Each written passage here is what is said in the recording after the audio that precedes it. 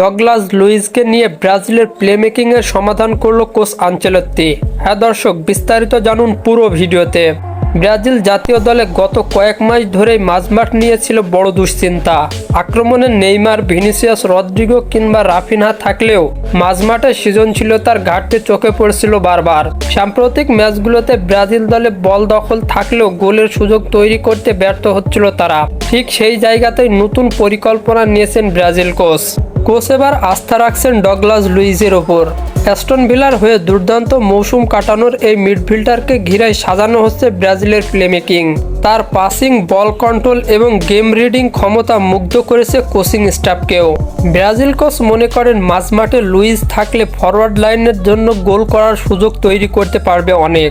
Vinicius, Rodrigo কিংবা রাফিনার মতো দ্রুত গতির খেলোয়াড়রা লুইজের বল ডিস্ট্রিবিউশনের উপর নির্ভর করতে পারবেন।